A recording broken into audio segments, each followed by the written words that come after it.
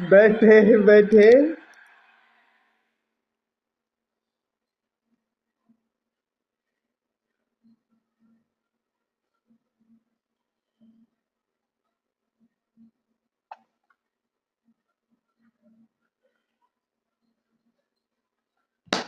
Over to Anshula.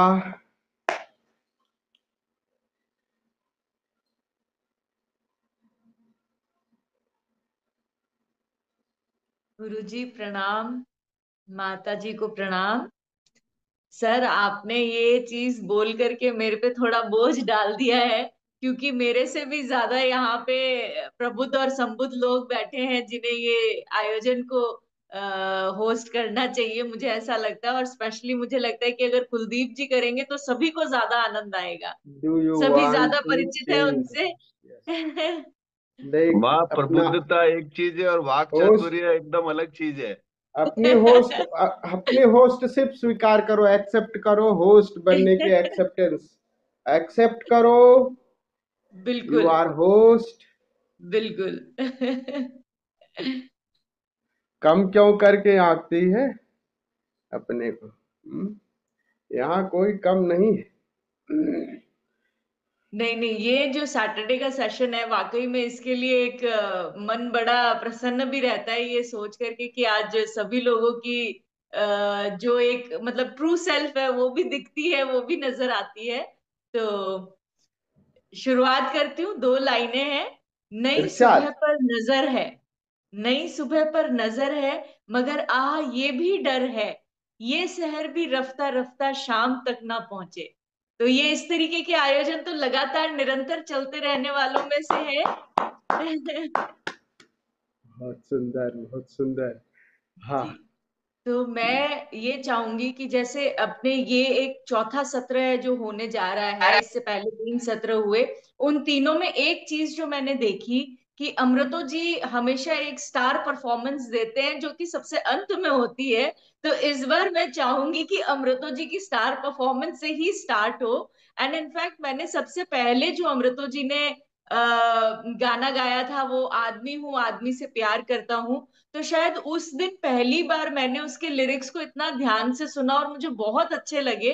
तो मेरी तो ये गुजारिश रहेगी कि अगर आपके लिए संभव हो तो आप इसी गाने के साथ में शुरुआत करें। और अगर अमृतो जी से ही शुरू हो तो बहुत बढ़िया है। बहुत सुंदर, बहुत सुंदर। चलिए अमृतो जी।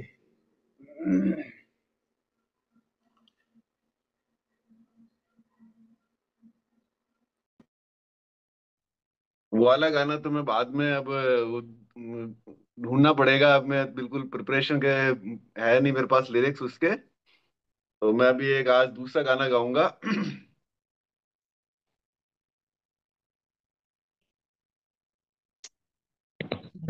ये भी अच्छा गाना है, रजिया सुल्तान जो मूवी है उसका गाना है। आई जंजीर की झनकार, गजल है। आई जंजीर की जनकार, खुदा खैर करे। आई जंजीर की जनकार, खुदा खैर करे। दिल हुआ किस का गिरफ्तार, खुदा खैर करे। दिल हुआ किस का गिरफ्तार, खुदा खैर करे।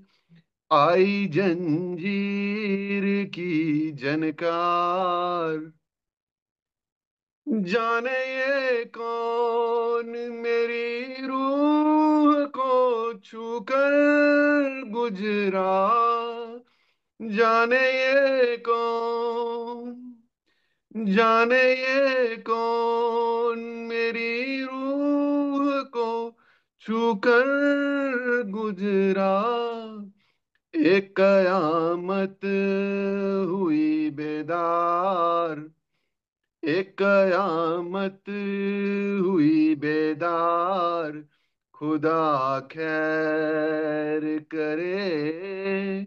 आई जंजीर की झनकार, खुदा खैर करे।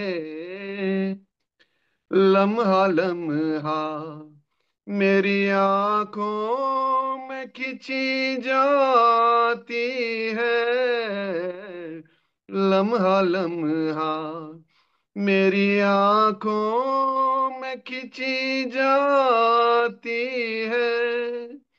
एक चमकती हुई तलवार, एक चमकती हुई तलवार, खुदा खैर करे।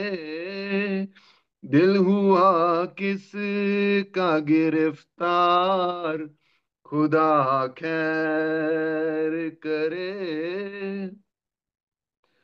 खून दिल का न छलक जाए मेरी आंखों से, खून दिल का न छलक जाए मेरी आंखों से। हो न जाए कहीं इजहार, हो न जाए कहीं इजहार, खुदा खैर करे। आई जंजीर की झनकार, खुदा खैर करे। दिल हुआ किस का गिरफ्तार, खुदा खैर करे।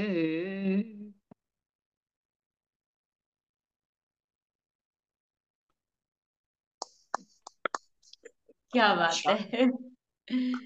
बहुत ही आज आपने अलग तरीके की एक गजल की प्रस्तुति दी है। हमेशा फिल्मी नगमे, फिल्मी गीत होते हैं, तो ये बिल्कुल ही अलग आपका एक स्टाइल और वास्टनेस पता चली है। बहुत ही बढ़िया, बहुत सुंदर। तो अब ये आप कुछ कब्बर मिर्जा शायरी भी की जो सुना गजलें दे। हैं, कब्बर मिर्जा की जो गजलें हैं मुझे बहुत पहले से ही बहुत अच्छी पसंद है। ये कुछ ही अच्छा। गाई है उसने, मगर बहुत मेरे को दिल से पसंद है ये। बहुत ही ठहराव वाली गजलें हैं, और बहुत ही इनके जो शाब्दिक अर्थों पे अगर ध्यान दिया जाए तो वाकई बहुत ही गहराई है इनमें। और जब तक कोई आदमी अगर उन शब्दों को महसूस ना करे तो ये उसकी पसंद नहीं हो सकती है। तो आई एम श्योर आपने बहुत इसको फील किया है, तभी ये आपकी चॉइस में है। एंड तो कुछ शायरी भी आने दीजिए। बिल्कुल बिल्कुल। जी। सजा का हाल सुनाए जजा की बात करे, सजा का हाल सुनाए जजा की बात करे। जजा मतलब परलोक से मिलने वाला जो फल होता है बाद में, आफ्टर। सजा का हाल सुनाए जजा की बात करे, खुदा मिला हो जिसे वो खुदा की बात करे। दिल धड़कने का सबब याद आया, दिल धड़कने का सबब याद आया, वो तेरी याद थी अब याद आया। कुछ इस अता से वो कुछ इस कुछ इस अता से आज वो पहलू नशी रहे, कुछ इस अदा से आज वो पहलू नशी रहे, जब तक हमारे पास रहे हम नहीं रहे। वाह वाह। वो आए, ये खास ओशो के लिए जब वो आते थे प्रवचन से पहले, वो आए बज्म में इतना तो मीर ने देखा, वो वाह आए बज्म में इतना तो मीर ने देखा, फिर उसके बाद चिरागों में रोशनी ना रही। वाह। क्या बात है, क्या बात है। ये जो सेशन हारना होते हैं। हाँ हाँ, प्लीज बोलिए आप। हारना आता है जिन्हें, दो छोटी लाइनें हैं मगर सुनिएगा। हारना आता है जिन्हें, हारते नहीं कभी वो। वाह वाह। कभी मैंने एक तस्वीर खींची थी उनकी, ये भी खास मेरे को ओशो के लिए पसंद है। कभी मैंने एक तस्वीर खींची थी उनकी, अब उनकी तस्वीर मुझे खींचती है। अरे वाह, क्या बात है। कभी कभी हमने अपने दिल को कुछ यूं भी समझाया, कभी कभी हमने अपने दिल को कुछ यूं भी समझाया, जो बातें खुद नहीं समझे औरों को समझाया। वाह। क्या? ये है जो अपन तादात्म्य कर लेते हैं। तुम जमाने से जा मिले वरना, जैसे ओशो हमको कह रहे हैं, तुम हम्म, जमाने से जा मिले वरना हम जमाने को तुमसे मिलवाते। वाह। मन ही पूरा जमाना है। हम्म। तुम जमाने से जा मिले वरना हम जमाने को तुमसे मिलवाते।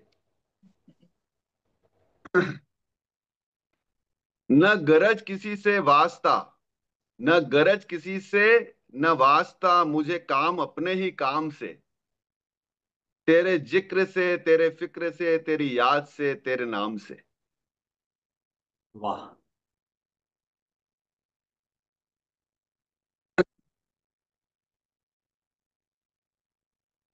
हल्की हल्की, ये भी खास ओशो जैसे हंसते थे, उस पर मेरे को बड़ा सूट करता है ये। हल्की हल्की सी हंसी साफ इशारा भी नहीं, हल्की हल्की सी हंसी साफ इशारा भी नहीं, जान भी ले गए और जान से मारा भी नहीं। वाह। वाह। ये तेरा जिक्र है कि इत्र है, ये तेरा जिक्र है कि इत्र है, जब जब करता हूं महकता हूं। वाह। वाह। वाह। ये पूरा गाना ही बहुत अमेजिंग है। अगर आप अगली बार, अगर आपके लिए संभव हो, आप जरूर इसको पूरे को सुनाएं। अब वह किसी काम का नहीं, अब वह किसी काम का नहीं, सुना है उसे मोहब्बत हो गई है। वाह। हर आदमी में होते हैं 10-20 आदमी, हर आदमी में होते हैं 10-20 आदमी, जिसको भी देखना कई बार देखना। कब ठहरेगा दर्द दिल, कब ठहरेगा दर्द दिल, कब रात बसर होगी, कब ठहरेगा दर्द दिल, कब रात बसर होगी, सुनते थे वो आएंगे, सुनते थे सहर होगी। वाह। लास्ट। मैं रहा उम्र भर जुदा खुद से, मैं रहा उम्र भर जुदा खुद से, याद में खुद को उम्र भर आया। वाह। क्या बात! बहुत खूब। अंशुला जी, आप मुझे सुन पा रहे हैं? जी। मुझे लगता है अगर बाकी लोग भी अगर अपना ऑडियो अनम्यूट करें तो थोड़ी क्लैपिंग वगैरह सब सुनाई पड़ेगी एक दूसरे को।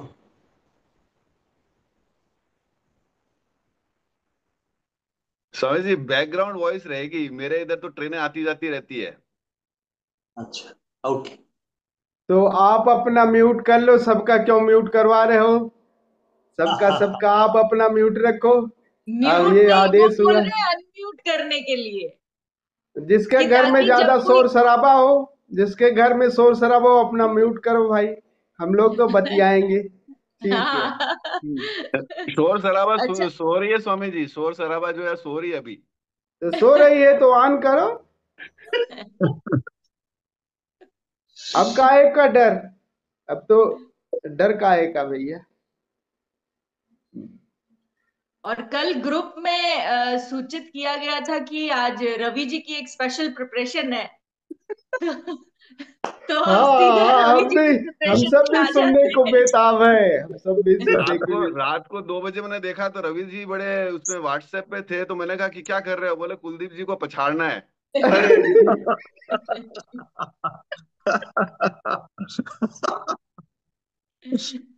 कुलदीप कुलदीप स्वामी जी प्रेम के अथाह सागर रहे, इनको कोई पछाड़ नहीं सकता है, इनकी गहराइयां नहीं पता कर सकता है कोई। ठीक है अब स्वामी तुम जी, मैं दोस्त। शुरू करता हूँ। कोरा कागज मूवी का ये गीत है। मेरा जीवन कोरा कागज कोरा ही रह गया, मेरा जीवन कोरा कागज कोरा ही रह गया, जो लिखा था, जो लिखा था आंसुओं के संग बह गया मेरा जीवन, मेरा जीवन कोरा कागज कोरा ही रह गया। एक हवा का झोंका आया, ओ एक हवा का झोंका आया, टूटा डाली से फूल, टूटा डाली से फूल, ना पवन की ना चमन की, किसकी है ये भूल, किसकी है ये भूल। खो गई, खो गई खुशबू हवा में, कुछ न रह गया मेरा जीवन कोरा कागज कोरा ही रह गया। उड़ते पंछी का ठिकाना, उड़ते पंछी का ठिकाना, मेरा ना कोई जहां, मेरा ना कोई जहां, ना डगर है ना खबर है, जाना है मुझको कहाँ, जाना है मुझको कहाँ। बन के सपना, बन के सपना हम सफर का साथ रह गया मेरा जीवन कोरा कागज कोरा ही रह गया। जो लिखा था, जो लिखा था आंसुओं के संग बह गया मेरा जीवन कोरा कागज कोरा ही रह गया। धन्यवाद स्वामी। वाह स्वामी जी।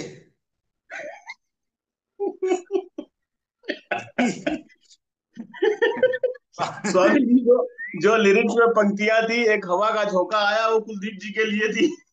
नहीं नहीं, मतलब गाना तो अच्छा गाया, लेकिन यार ईमानदारी बरतते थोड़ा। गाना कौन सा चुना तुमने ये कि मेरा जीवन कोरा कागज? ये झूठ है बिल्कुल एकदम। ये कुलदीप जी वाला गाना आपने गा लिया। हाँ। और स्वामी जी, मेरे को शायद ऐसा ध्यान आ रहा है कि ओशो ने इस गाने पे प्रवचन भी छोटा सा दिया है, किसी ने सवाल के रूप में पूछा है, तो उसमें उन्होंने समझाया है कोरेपन और कोरेपन में भी फर्क होता है। एक तो कोरापन मन से आता है और एक कोरापन जो आत्मा का होता है।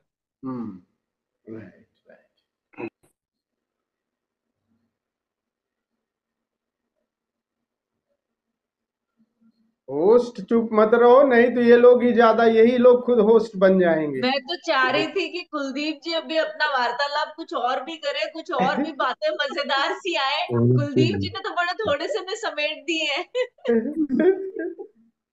अंशुला जी, जी। मैं कह रहा था एक बार कुलदीप जी से रूबरू हो जाऊं। तो कुलदीप जी, आपने कल जब एक मैसेज डाला था, कुछ नासिक वालों का जिक्र था, तो अपने को था कि बातचीत होगी। वो बड़ा सा एक गाना गाकर निकल गए रवि जी, जबकि मेरी तो रात को 2 लाइनों पे नजर पड़ी, तो मैंने कहा मैं इसी से आप लोगों के बीच में बात को रखूंगा तो कुछ मजा आएगा। तो आपकी इजाजत हो तो मैं वो 2 लाइनें। इरशाद इरशाद इरशाद इरशाद। तो कुलदीप जी, ऐसा है कि किसी लिबास की खुशबू जब उड़ के आती है, किसी लिबास की खुशबू जब उड़ के आती है, नासिक वालों की जुदाई बड़ा सताती है। और वो बगैर चैन कैसे पड़ता है, तेरे बगैर मुझे नींद कैसे आती है। वाह वाह वाह वाह वाह वाह वाह वाह वाह। स्वामी एक जी बार बीच फिर की से, दो एक लाइन बार सुनाई फिर नहीं दी से, मुझे तो। एक बार फिर से। हाँ वापस रिपीट प्लीज। हाँ, किसी लिबास की खुशबू जब उड़ के आती है, वाह। किसी लिबास की खुशबू जब उड़ के आती है, नासिक वालों की जुदाई बहुत सताती है।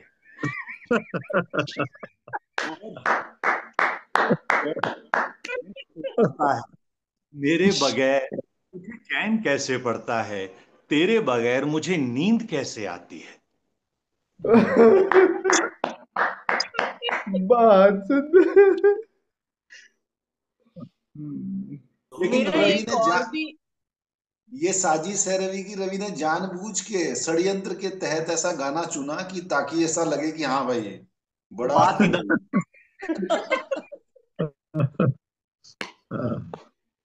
कुछ थोड़ा बहुत स्वामी जी बीच बीच में अगर सभी का परिचय भी होता रहे आपस में, क्योंकि मैं बहुत ज्यादा तो अगर रवि जी, अतुल जी थोड़ा बहुत अगर अपने बारे में भी बताएं तो इसी सेशन के माध्यम से हम लोग एक दूसरे को और बेहतर जान भी पाएंगे।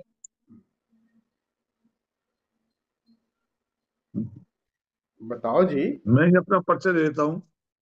नाम जी तो देख ही लिया आपने सब लोगों ने, अतुल पाठक, और मैं सुपरिटेंडेंट इंजीनियर के पोस्ट पे काम कर रहा हूँ उत्तराखंड में, और देहरादून में हमारा रेजिडेंस है।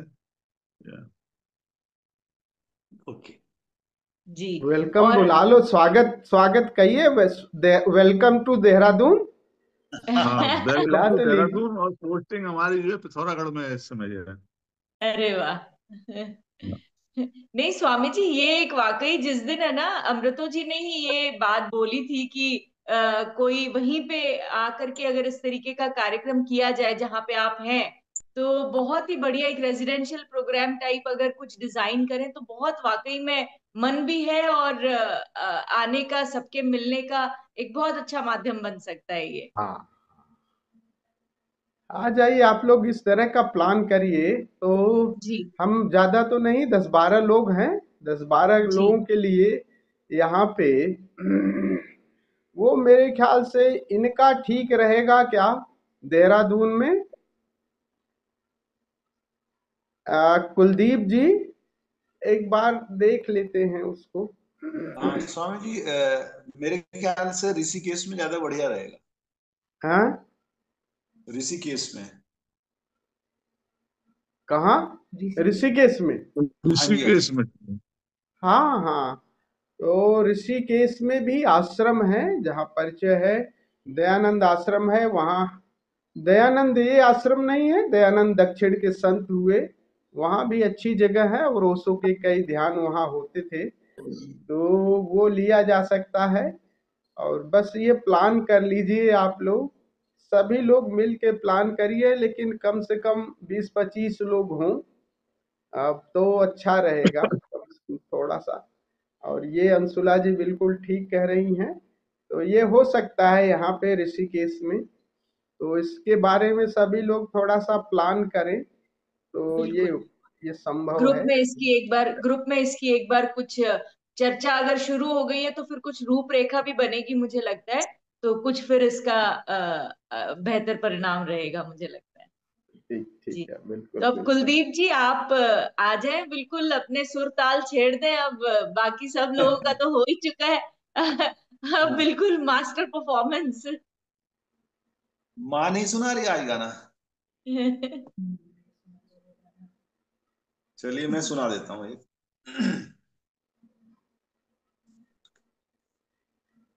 ये गाना है, प्रेम रोग फिल्म आई थी उसका है। और ये गाना जो रवि ने नहीं गाया, मैं रवि की तरफ से मुझे गाना पड़ रहा है जबरदस्ती।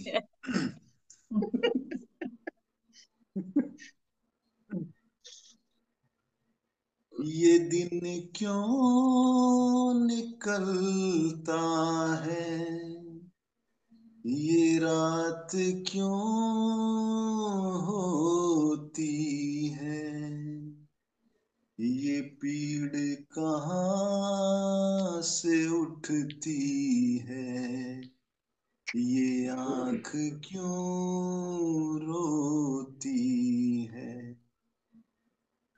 मोहब्बत है क्या चीज, मोहब्बत है क्या चीज, हमको बताओ, ये किसने शुरू की, हमें भी सुनाओ।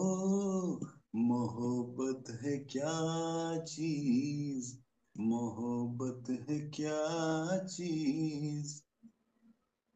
बहकता है बदन कैसे, सुलगती है ये सांसें क्यों, ये कैसी आग होती है, पिघलती है ये शम्मा क्यों।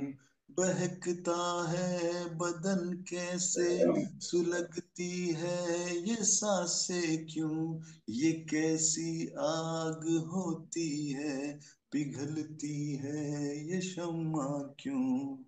जल उठी शम्मा तो मचल कर परवाना आ गया, आग के दामन से अपने आप को लिपटा दिया। हमने पूछा दूसरे की आग में रखा है क्या, कुछ न बोला कुछ न बोला, कुछ न बोला अपनी धुन में, बस यही गाता गाता रहा। रहा मोहब्बत है क्या चीज, मोहब्बत है क्या चीज, हमको बताओ, ये किसने शुरू की, हमें भी हमें भी सुनाओ। मोहब्बत है मोहब्बत है क्या क्या चीज, चीज। मोहब्बत है क्या चीज। एक दिन गुजरे जो हम मैं कदे के मोड़ से, एक मैं कस जा रहा था मैं से रिश्ता जोड़ के। हमने पूछा किस लिए तू उम्र भर पीता रहा, कुछ न बोला कुछ न बोला, कुछ न बोला ना अपनी कुछ धुन न में, बोला, बस यही गाता रहा। मोहब्बत है मोहब्बत है क्या क्या चीज, मोहब्बत है क्या क्या चीज, चीज। हमको बताओ, ये किसने शुरू की, हमें भी सुनाओ। मोहब्बत है क्या चीज, मोहब्बत है क्या चीज। धन्यवाद। और अब वाह कुछ वाह वाह, बहुत दो खूब। चार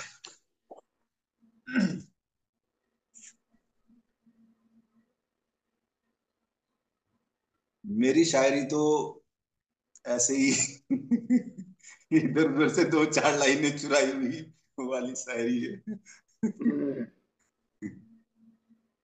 मैंने एक उम्र लगाई है तबाह होने में, हम्म मैंने एक उम्र लगाई है तबाह होने में, अपनी हालत को संवारूंगा तो मर जाऊंगा।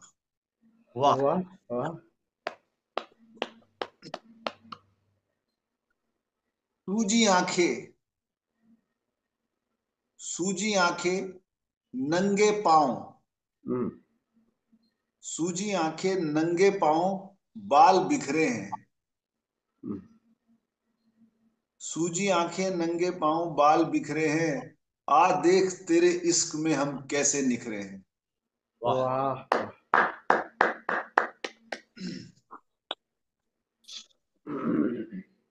इतना आसान नहीं होता सितारा मिलना,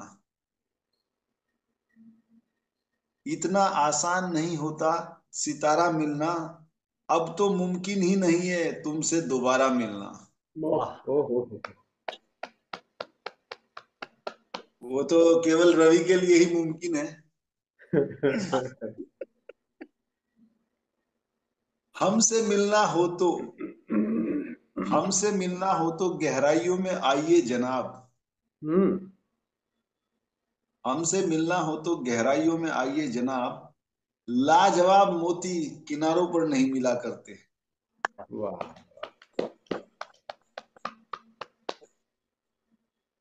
भुला देंगे तुम्हें, जरा सब्र तो रखो। जी जी। सुनील जी कुछ कहना चाह रहे थे? नहीं नहीं। अच्छा अच्छा ठीक है। भुला देंगे तुम्हें, जरा सब्र तो रखो, रग रग में बसे हो, थोड़ा वक्त तो लगेगा। वाह। वो अपने हक में जो इतनी सफाई देता है, वो अपने हक में जो इतनी सफाई देता है, उसे कहो हमें सब दिखाई देता है। वाह वाह वाह वाह। बहुत खूब, बहुत बढ़िया। इतनी मुश्किल के बाद टूटा है वो एक रिश्ता। अरे सुनो, ये रवि के लिए कहा है क्या? पिछली पंक्ति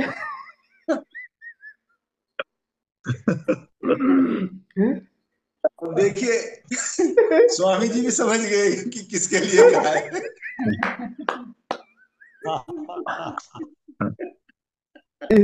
हाँ, एकदम से मुझे जगा, मैंने कहा यार बंदा इसीलिए तीर मार रहा, देखे। ठीक है, सही निशाने पे तीर मारा, ठीक है। इतनी मुश्किल के बाद टूटा है वो एक रिश्ता, हम्म जो कभी था ही नहीं। वाह। बहुत। सोचता हूं बयान करूं अपने किस्से, हम्म सोचता हूं बयान करूं अपने किस्से, मगर किससे। ओ हो। हम्म हम्म, और ये लास्ट एक, किसी से दिल लग जाने को मोहब्बत नहीं कहते, हम्म।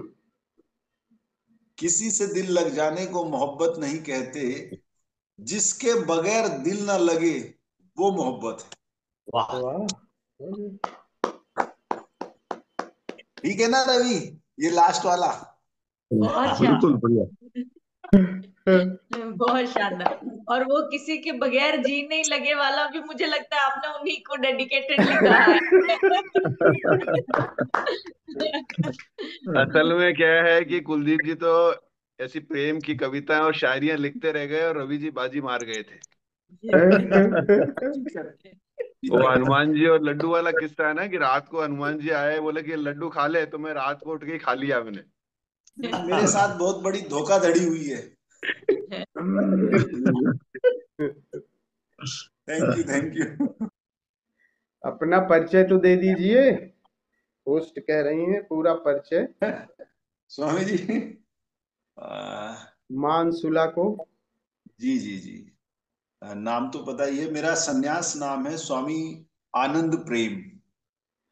भाई और मैं वैसे नेटिव मेरा उत्तर प्रदेश सहारनपुर है, और मैं देहरादून में सेटल्ड हूँ। और मैं और रवि जी हम लोग इंडियन एयर फोर्स में रहे 20 इयर्स, और वहाँ पे लीगल डिपार्टमेंट में हमने सर्व किया। उसके बाद पिछले लगभग 8 साल से मैं प्रैक्टिस कर रहा हूँ एज ए लॉयर देहरादून विकास नगर में। अच्छा, तो आप सभी लोग मतलब मेरे रवि जी, अतुल जी, कुलदीप जी और इवन गुरु जी, आप सब लोग देहरादून में ही बेस्ड हैं। अच्छा, और जोधपुर रवि जी में लखनऊ। नहीं, जी रवि जी देहरादून रहते हैं। रवि रवि जी जी बताइए। रवि जी लखनऊ। लखनऊ ही मेरा नेटिव प्लेस है, और मैं यहीं पे एडवोकेट हूँ। जैसा कि अच्छा स्वामी कुलदीप जी ने बताया कि हम लोग सर्विस में थे, फिर उसके बाद रिटायर्ड हुए थे, सेकेंड इनिंग शुरू की। और ये स्वामी कुलदीप जी का ही उपकार है, इसे मैं कहूंगा कि स्वामी जी और माँ के सानिध्य में लेके आए। वैसे ये शुरुआत से ही मेरे बड़े मोटिवेशन रहे हैं। बस उस वाले देखिए, नासिक आपने वाले मान तो लिया ही है। ना, नासिक वाले मैटर को छोड़ के ये बहुत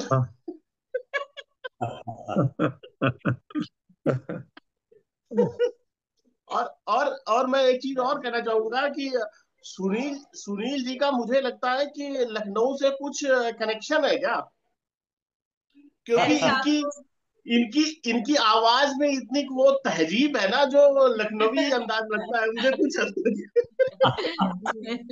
बिल्कुल जैसे बिल्कुल। इस पे एक वो एक चुटकुला भी बना हुआ है कि लखनऊ का एक आदमी हरियाणा पहुंच गया, कोई पता ढूंढ रहा था, तो उसने किसी हरियाणवी भाई से पूछा कि यदि आपको तकलीफ ना हो तो आपसे एक बात पूछूं, तो वो कहता तू तकलीफ दे के तो दिखा।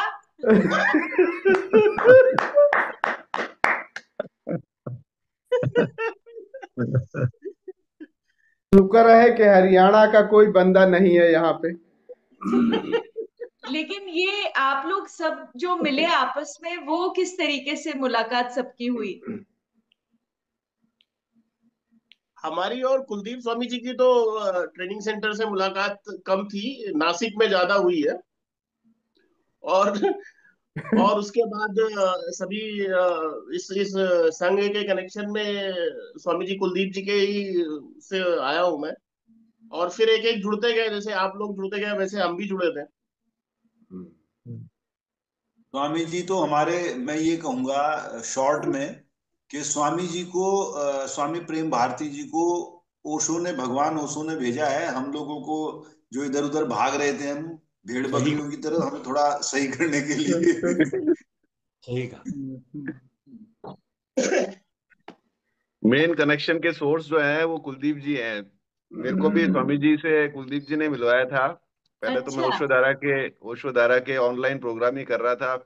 फिर कुलदीप जी ने बोला तो मैंने कहा कि चलो करते हैं। और फिर जब मैंने करा तो मुझे पहली बार पता चला कि ओशो का सन्यासी कैसा होता है। बहुत बढ़िया, बहुत बढ़िया। और ट्रू। मुझे जो है मेरी मिसिस के मामा जी ने मिलवाया था स्वामी जी से। जो स्वामी जी के जो है मित्र हैं वो भी ओशो सन्यासी हैं, तो उन्होंने बताया था, उसी के माध्यम से मैं फिर जुड़ गया। चलो अभी ये बात छिड़ी है तो मैं पूरी अपनी कहानी तुझे अंशुला बता ही दूं, क्योंकि ये सब लोग मेरे पे सब तीर छोड़ रहे हैं।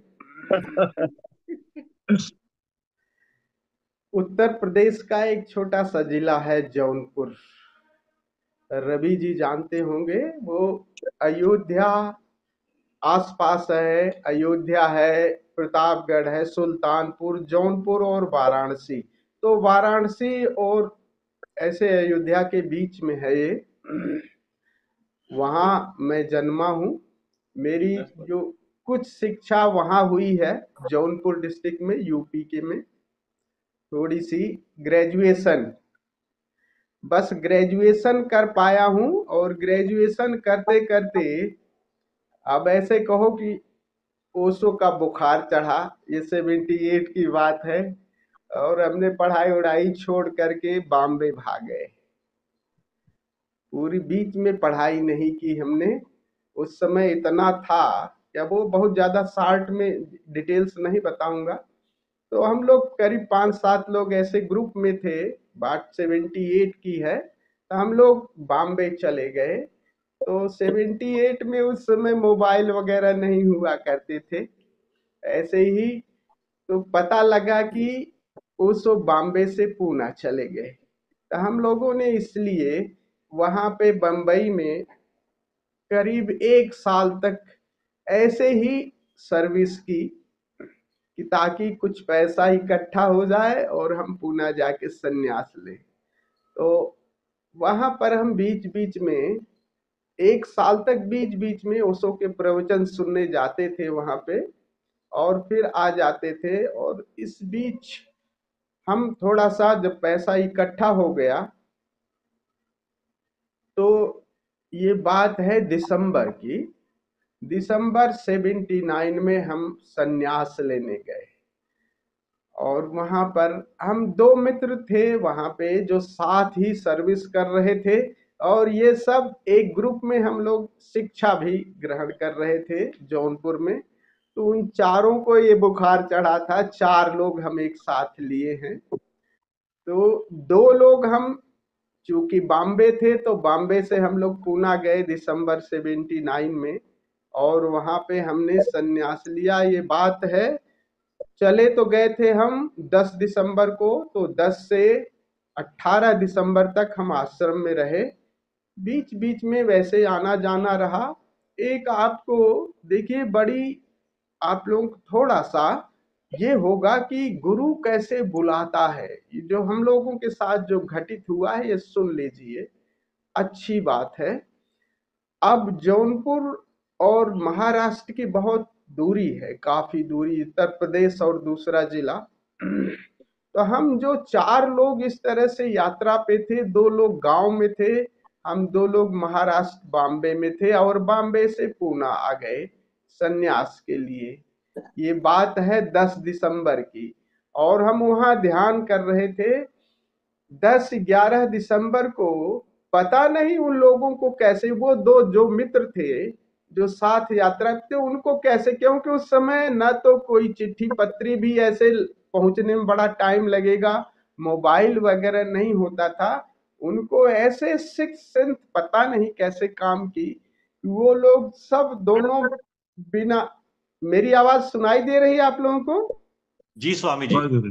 तो बिना बिना टिकट के, वो लोग बिना टिकट के, पहले ऐसे ही हम लोग होते थे, टिकट उकट ट्रेन पे नहीं लेते थे, स्टूडेंट लाइफ ऐसी थी, तो बिना टिकट के बैठे और चले आए पूना। देखो मजे की बात, पूना। और बात ये है 11 दिसंबर की, और 11 दिसंबर को ये लोग पूना पहुंचे और हम 2 लोग वहां पे ध्यान कर रहे थे। और बात उस समय थी कि वो आश्रम छोटा पड़ रहा था, तो वो कोई जमीन तलाश रहे थे कि हम कहीं पे और बड़ा आश्रम, तो कच्छ जाने के लिए सब लोग इकट्ठा हो रहे थे। गुजरात में कच्छ जगह है, वो कच्छ के लिए वहां पे जमीन की तलाश के लिए सभी सन्यासी इकट्ठा हुए थे और बहुत भीड़ थी, आश्रम छोटा था, इतनी भीड़ की वो जो आश्रम का जो छोटा जो सड़क थी, 17 कोरेगांव पार्क, 17 कोरेगांव पार्क सड़क थी, वो सड़क मतलब बस से और उससे सब भरी हुई थी, बहुत भीड़ थी, और आश्रम के अंदर भी बहुत रस, क्योंकि सभी लोग कच्छ जा रहे थे उसके लिए, और कि वो जमीन देखी जाए, वहां पे कुछ बात हो, बड़ा बनाया जाए। और इतनी भीड़ थी कि अगर आप अंदर घुस जाओ तो भीड़ में खो जाओ, बाहर आ जाओ तो सड़क पे भीड़ में खो जाओ। केवल गेट ही ऐसा था जहां पे एक दूसरे को देख सकते थे, और वो दोनों मित्र वही गेट पे मिलना हुआ।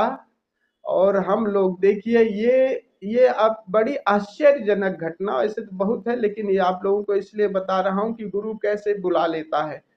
और वो दोनों, हम बाहर गेट से अंदर आ रहे थे, हम गेट से बाहर की तरफ आ रहे थे, वो अंदर की तरफ जा रहे थे, और तो हम चारों का उसी गेट पर मिलना हुआ थे। उन्होंने धीरे से ले जा करके उधर एक साइड में कर दिया। तो बात थी कि फिर वो चारों ने, उन्होंने 18 दिसंबर, हमने 16 दिसंबर 1979 में संन्यास लिया वहां से। और संन्यास लेने के बाद फिर हम घर आ गए। घर क्या आए, संन्यास की बात सुनकर के मेरी माँ पिता सब बहुत नाराज हुए, तो माँ मुझे लेने आई कि चल। सबको वो सन्यासी की भाषा उसो की सब लोग यही समझते थे कि बेटा ऐसे सन्यासी हो गया। थोड़ा सा मैं ठीक ठाक था पढ़ने में, तो पिता की, भाइयों की, सबकी इच्छा थी कि कहीं अच्छी जगह हो जाएगा एक घर परिवार में। तो और मैं ऐसा हो गया निठल्ला कि ग्रेजुएशन के बाद आगे पढ़ता नहीं था। वो बात बताऊं मैं, ग्रेजुएशन में मैं मनोविज्ञान का छात्र था, साइकोलॉजी का, केवल एक साइकोलॉजी की क्लास में अटेंड करता था, बस बाकी क्लास व्लास नहीं अटेंड करता था। जितनी किताबें थी सब बेच करके उसों की किताबें ले ली। तो जब बाद में पिताजी को, भाई को पता लगा, तो कहे इसको उल्टा बांध करके टांग के लटका दो। तो खैर वो बात बाद में समझ में आई लोगों के कि अभी बिगड़ गया है, बिगड़ा ही रहेगा, तो बिगड़ ही गए थे।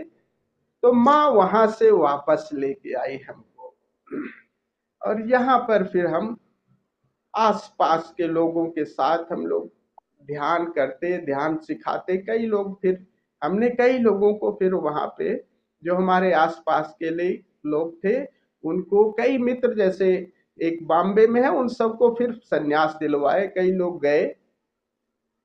और इसी बीच, क्योंकि हम आपको बताया पुराने ढर्रे के सन्यासी थे, एकदम ओशो की बात तो लग गई, तो लेकिन पूरा पूरा ओशो को पीने में बड़ा समय लगा। ढर्रे के सन्यासी थे, लेकिन ओशो की बात एकदम जम गई। तो चीजें जैसे जैसे समझ में आई, तब ये आया कि नहीं, कुछ पैसा भी कमाना चाहिए। आर्थिक व्यवस्था ऐसे नहीं कि जो है ढोल धमाके करते रहोगे, क्योंकि पत्नी थी, घर था, परिवार था, सभी की एक जिम्मेदारी थी।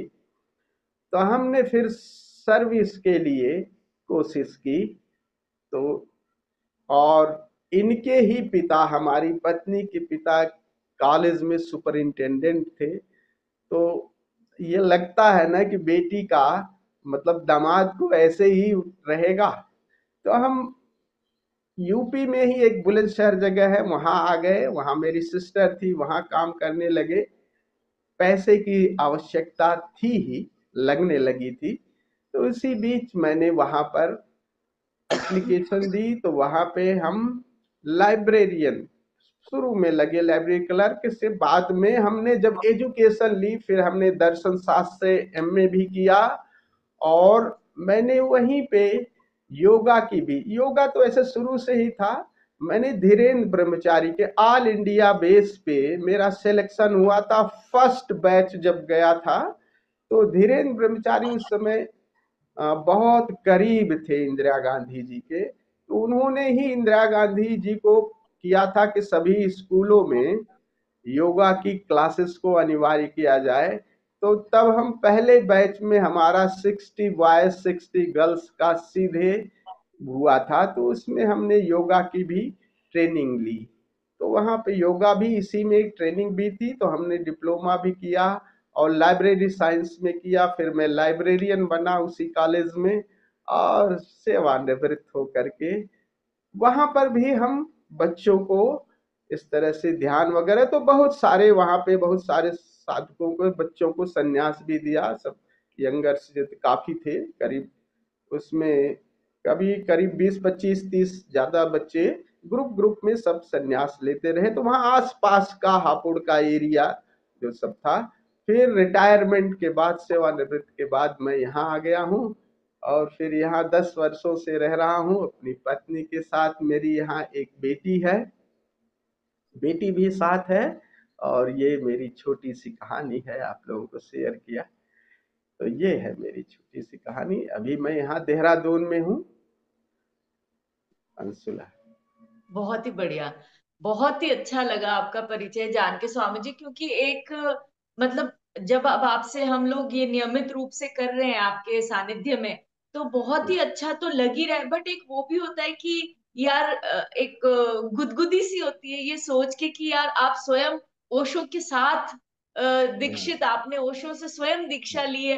तो ये सुन के वाकई बहुत एक, तो वही लगता है कि जब कोई पूजा या आरती कर रहा होता है और व्यक्ति कोई दूसरा दूर खड़ा होता है, तो वो आगे से आगे अगर उस व्यक्ति को छू भी लेता है तो ऐसा माना जाता है कि यार उसकी भी आरती हो गई है।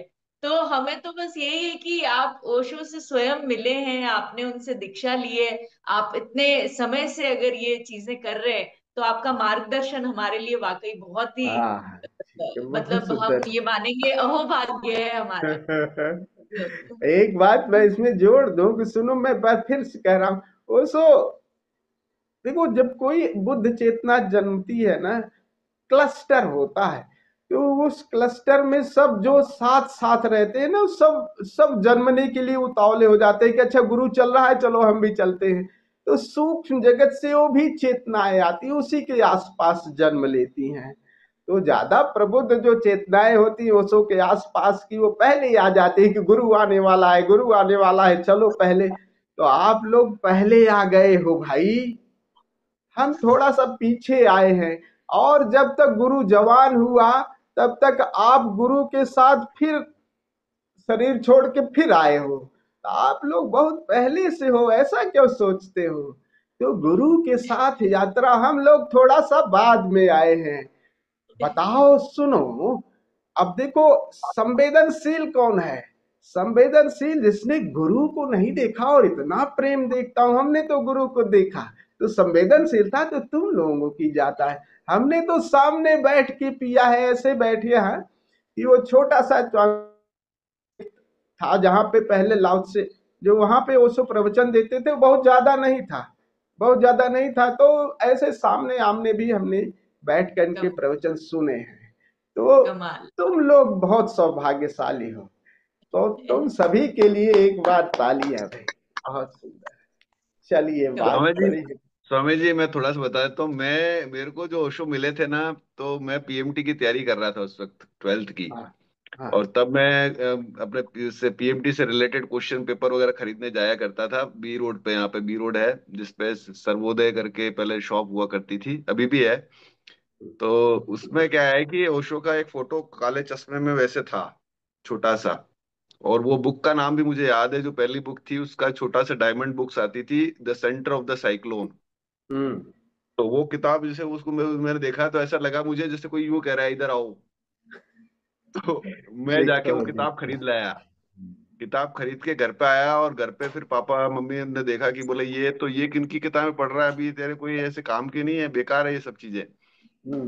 मगर जैसे जैसे मैं पढ़ता गया, तो वैसे वैसे पता नहीं मेरे को किसी की बात कुछ समझ में नहीं आती थी। मैंने कहा अपने को पढ़ना तो यही है। हाँ, मैंने उनसे बात बात करना बंद कर दिया। और फिर जैसे ही फ्री टाइम मिलता था, तो वो धीरे धीरे धीरे धीरे मेरा तो ओशो का बुक के माध्यम से वो जुड़ा था मैं। हाँ, और मुझे खुद कमाल। को भी आश्चर्य होता है कि कैसे वो मुझे मिल गए। ऐसे ही किसी ने न ऐसे तो ही। कभी कहा, किसी ने कुछ कहा जो किया। जो गुरुजी ने बात बोली ना, दरअसल मुझे लगता है वही चीज है कि आपको वो चीज खींचती है अपनी ओर, और कोई ना कोई माध्यम बन जाता है कि आप तक वो चीज पहुंचे, क्योंकि शायद आप उसके सही मायने में आपको भी उस चीज की तलब है, या आप भी उसके उसको चाहते हैं कि वो आपको मिले। इसमें सुनील जी के थ्रू ही मैं तो ओशो से परिचित हुई थी, क्योंकि मैं दत्ता जी के माध्यम से बहुत बार सुनती थी, क्योंकि वो सुनते रहते थे उनकी ऑडियो टेप्स वगैरह या उनके प्रवचन वगैरह। तो मुझे लगता था हाँ ठीक है। इनफैक्ट मैं आपको एक किस्सा बताऊं कि हमारा हैंडीक्राफ्ट्स का छोटा सा काम है, तो मैं सुनील जी के साथ ही काम करती हूँ। तो हमारी एक वर्कशॉप थी जहाँ पे पेंटर या आर्टिस्ट जो बैठे होते हैं वो काम करते हैं। तो दत्ता जी सोचते थे यार पूरे दिन ये रेडियो चलाते हैं, इससे अच्छा यार मैं ना इन्हें कुछ अच्छी बातें सुनाऊं सिखाऊं। तो एक ऑडियो टेप जो ओशो की आती थी, तो वो ऑडियो टेप वहां पे चला देते थे। आप देखिए उन जो कारीगर, जो पेंटर है, जो जिसने कोई पढ़ाई लिखाई नहीं करी है, कुछ भी नहीं करी है, उसमें से एक कारीगर का तो हाल ये हो गया कि वो उसकी कैसेट अलट पलट करके दो दो चार चार बार सुन लेता, खत्म हो जाती। फिर दत्ता जी को कहता कि आप मुझे कोई नई कैसेट दीजिए सर। तो दत्ता जी ने पूछा भी कि यार तुम्हें इसमें कुछ समझ में भी आता है? तो उसने बोला ये जो मुल्ला नसरुद्दीन के किस्से सुनाते हैं, ये बड़े मजेदार लगते हैं मुझे। तो किसी भी चीज से किसी ने कनेक्ट किया तो वो चीज उसको कहीं तो उसको कोई बात समझ में आती होगी। तो उनका सुनाने का माध्यम भी इतना अच्छा होता था। स्वामी जी, और सुनील जी का अपना भी जो अनुभव है, वो जो बताते हैं, मैं चाहूंगी कि वो भी बताएं कि वो कैसे ओशो से संपर्क में आए, या उनको कैसे मतलब ओशो ने प्रभावित किया। मुझे लगा कुलदीप जी कुछ कहना चाहते हैं। हाँ कुलदीप जी नहीं कुछ आप कहना। कहिए, आप कहिए, पहले आप कहिए। नहीं सोहन जी आप बोलिए, आप बोलिए, बस मेरा तो कुछ। मैं 1 मिनट लूंगा।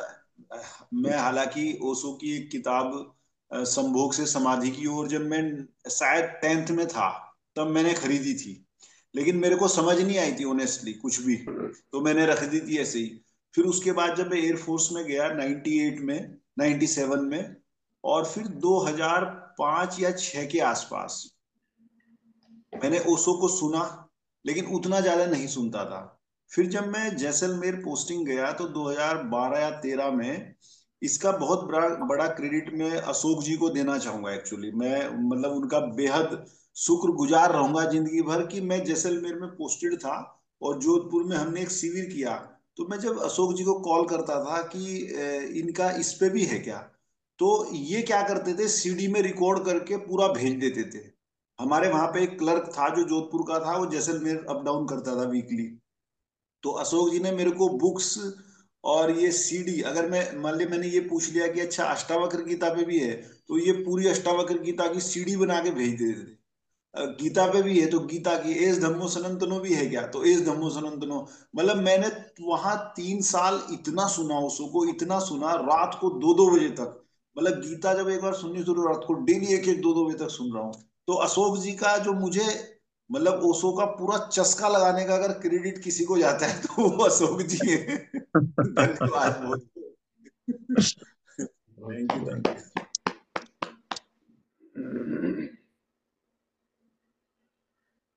सुनील जी बताना सुनील जी, चाहेंगे?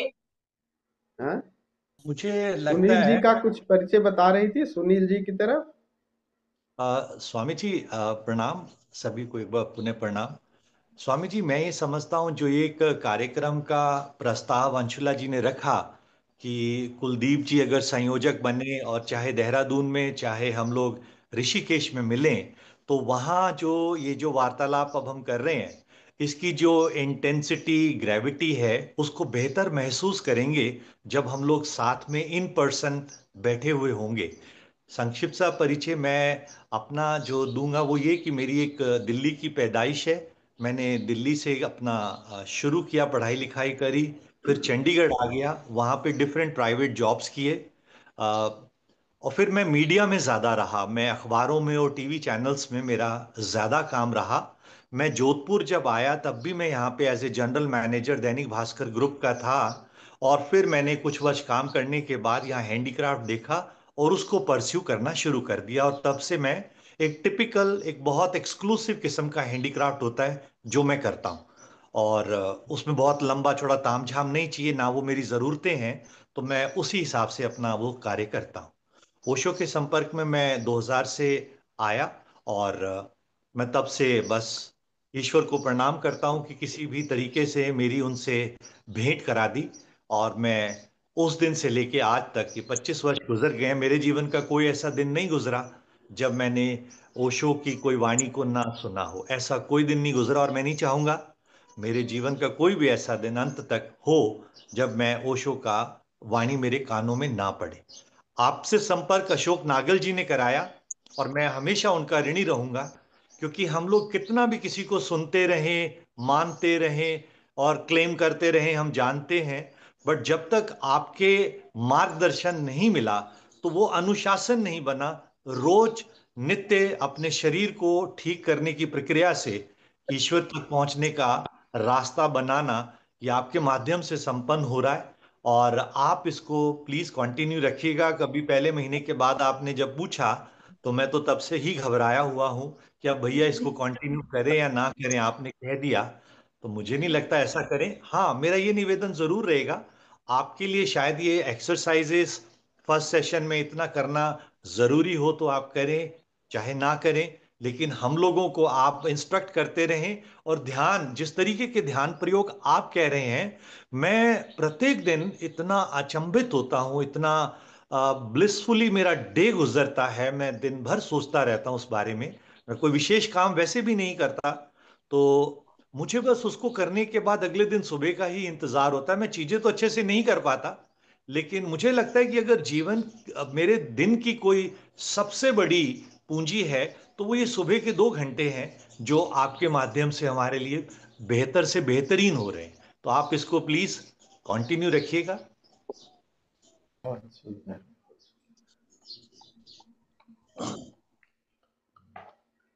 मैं, अंशुला जी आप अगर, हेलो हाँ जी। अंशु, जी अंशुला जी, बातें धीर गंभीर ज्यादा हो रही हैं।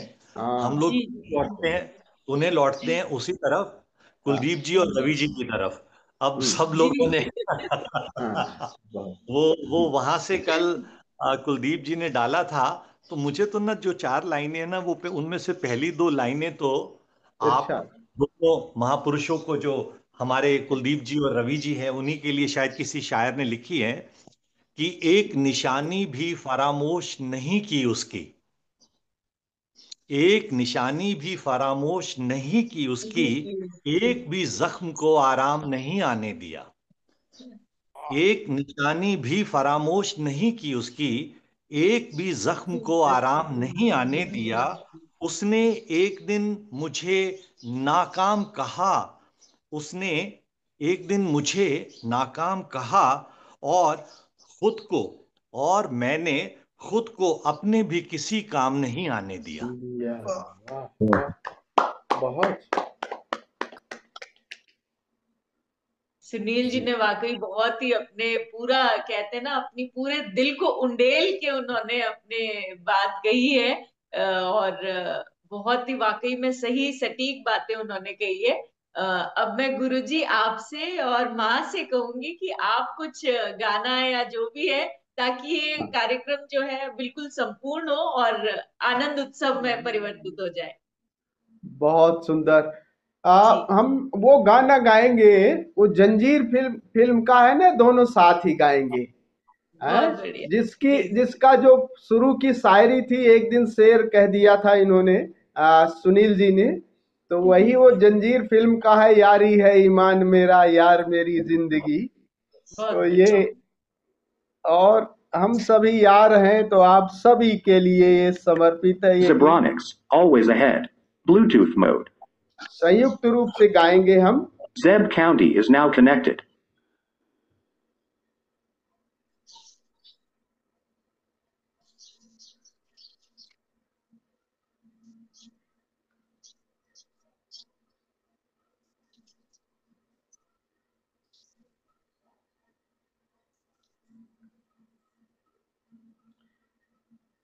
इजाजत है अंशुला? बिल्कुल, प्लीज शुरू करें।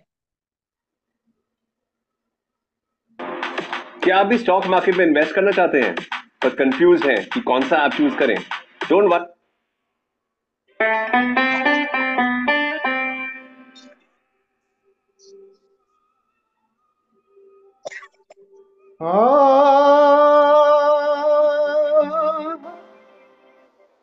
गर खुदा मुझसे कहे,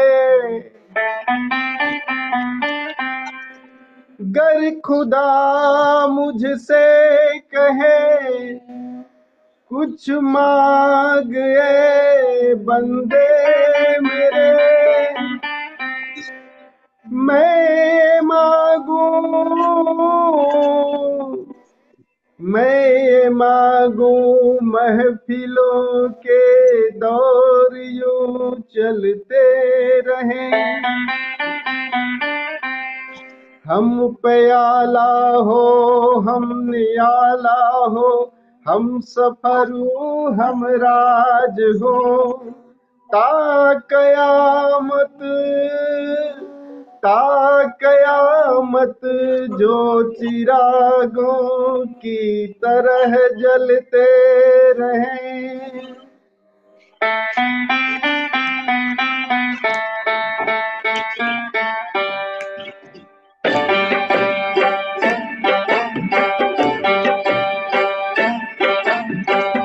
यारी है ईमान मेरा, यार मेरी जिंदगी, अरे यारी है ईमान मेरा, यार मेरी जिंदगी, प्यार हो बंदों से, तो प्यार हो बंदों से, ये सबसे बड़ी है बंदगी, यारी है ईमान मेरा, यार मेरी जिंदगी,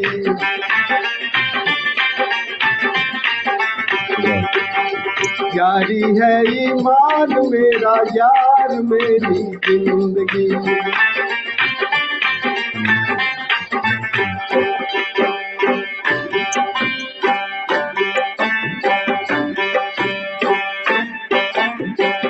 साज दिल छेड़ो जहां में, साज दिल छेड़ो जहां में, प्यार की गूंजे सदा, हे साज दिल छेड़ो जहां में, प्यार की गूंजे सदा, जिन दिलों में प्यार है उन पे बहारें हो फिदा, प्यार लेके नूर आया, प्यार लेके नूर आया, प्यार ले के बंदगी जारी है, वो आरी है ईमान मेरा यार मेरी जिंदगी, जारी है ईमान मेरा यार मेरी जिंदगी।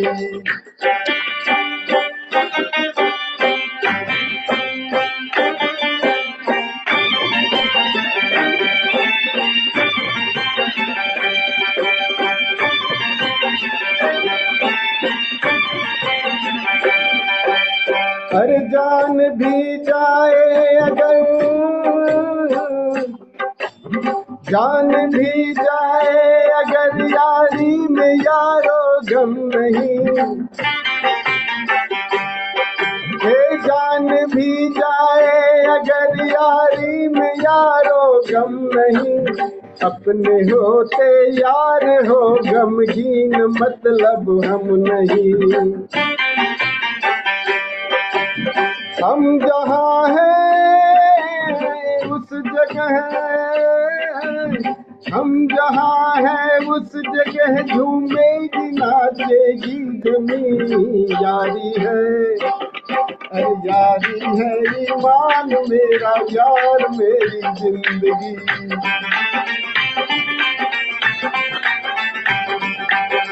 यारी है ईमान मेरा यार मेरी जिंदगी।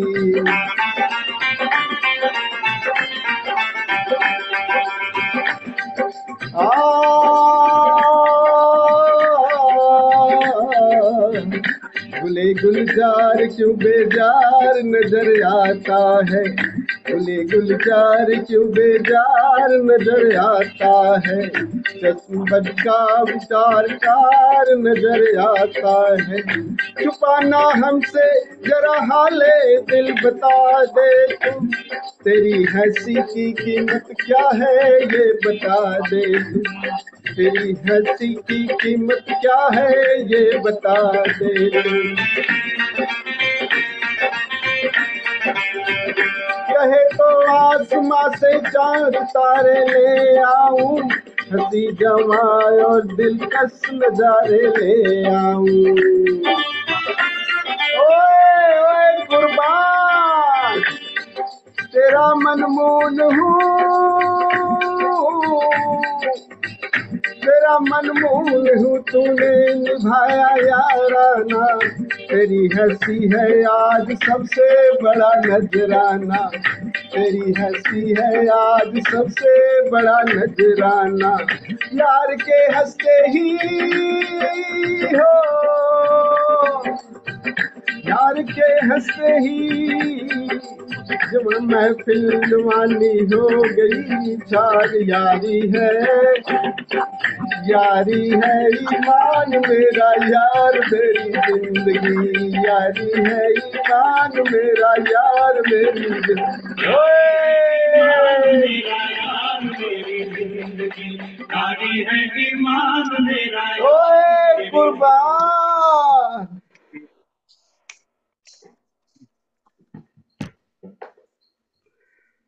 मस्ती भरा, मजा आ गया।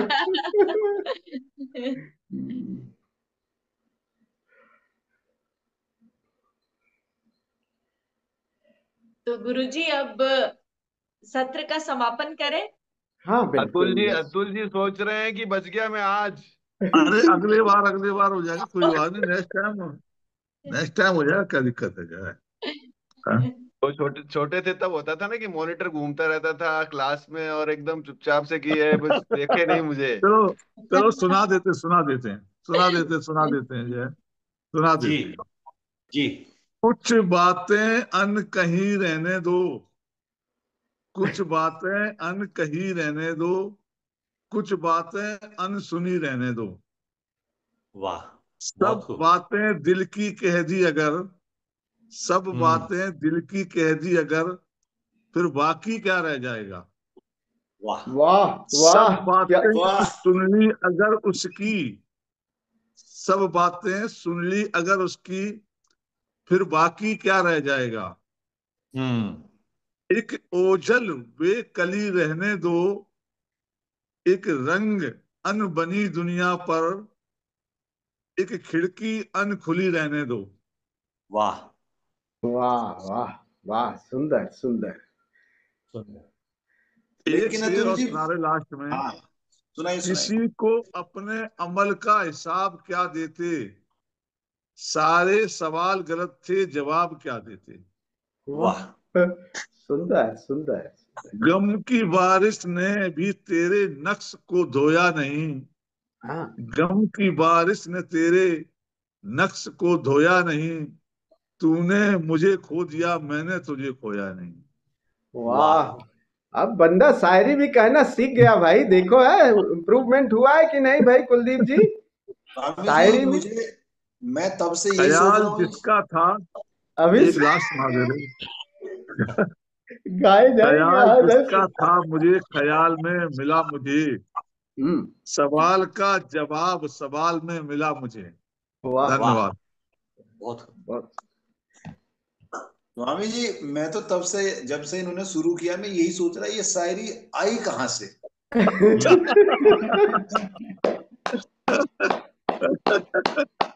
कोई बात नहीं, मुझे फोन सब करके बता देना, फोन करके बता सब देना अलग कुलदीप से। जी की संगत की आपके कृपा है कहने का स्वामी मतलब जी। है कि अतुल जी भी छुपे हुए दिल जले हैं। तुम आप लोगों की सब जो है संगत का असर हो रहा है मेरे ऊपर जो है। यार शायरों की जो है संख्या बढ़ती चली जा रही है। चलिए अंशुला। बिल्कुल। आज के सत्र को विराम देते हैं और मैं सभी से यही कहना चाहूंगी कि क्योंकि हम सह यात्री हैं, तो चाहे वो ध्यान हो, चाहे वो शायरी कहना हो, चाहे वो गीत संगीत हो, अभी तक सुनील जी ने कोई भी गीत संगीत नहीं सुनाया है। अगले सत्र में मैं चाहूंगी कि सुनील जी भी और मैं भी, हम भी हिम्मत करें और हम भी कोई गीत गाने की कोशिश तो करें। तो ये एक ऐसा मंच है कि जिसमें हम सब सह यात्री की तरह एक दूसरे को संबोधित करते हुए आगे बढ़े और साथ साथ निरंतर ऐसे ही चलते रहें। बहुत आज सुंदर। के सत्र का समापन गुरुजी आप आखिरी में बोल दें। मौला अली फातिमा हसन व हुसैन,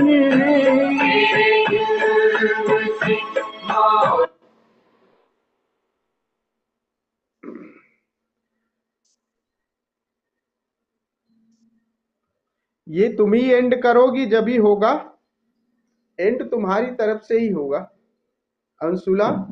जी एंड एंड तुम्हारी अच्छा, तरफ से होगा। जी जी स्वामी जी। हाँ।